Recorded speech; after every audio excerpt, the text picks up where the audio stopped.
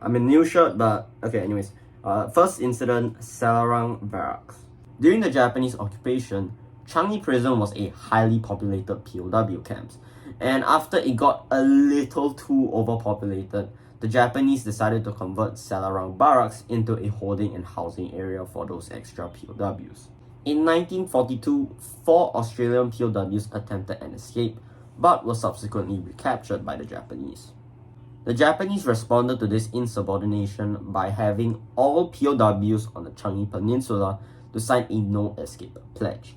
The pledge read, "I, the undersigned, hereby solemnly swear on my honor that I will not, under any circumstances, attempt to escape." The soldiers didn't really take this request too kindly, mainly because they saw it as their right to escape. Because under the Geneva Convention, POWs are actually allowed to escape, and should they be recaptured by whoever's running the prison, they were not to be punished. To be fair, though Japan did sign the 1929 Geneva Convention for the sick and wounded, they failed to ratify it, which basically meant that they didn't really stick to it and so were not bound to its rules. However, they did sign the 1907 Hague Convention. I don't know if I'm pronouncing that, but yeah, they did sign that, which basically provided humane treatment for POWs. But judging by past incidents, I don't think that Japan really cares for these kinds of war treaties. Not impressed by this act of defiance, the Japanese decided that the best course of action in getting those signatures was to cram all 17,000 POWs in the Changi Peninsula into Selarang Barracks. And Selarang Barracks was only meant to hold up to a maximum of 1,200 people. So you had 17,000 people just crammed into a spot that was only meant to hold 1.2k people. And as you can imagine, conditions were not exactly ideal. And by not ideal, I meant really not ideal.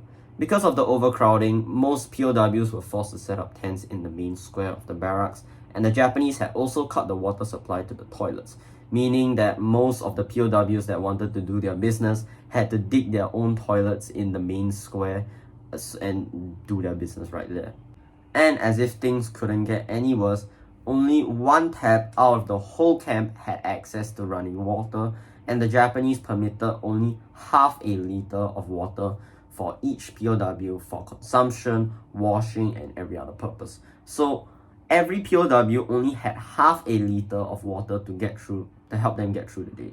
And so there was no surprise that dysentery and other related diseases were rampant in camps. However, despite all of these less than stellar conditions, the POWs still remained defiant. Even after the execution of the 4 escapees I mentioned earlier, that did not deter any of them.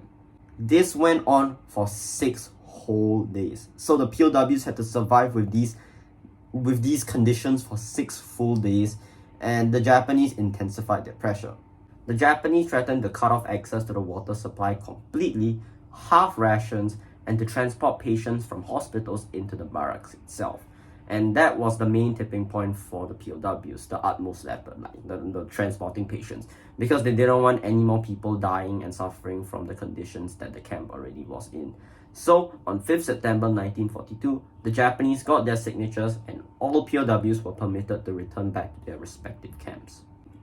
Fun facts about the signature: the Japanese didn't really recognize British names, so most POWs just used fictitious and meaningless names to sign. So in the end, the signatures didn't really matter and POWs could just escape. But I think they just did it so they could escape the conditions. And I mean, that's pretty obvious. I would too. Anyways, next case.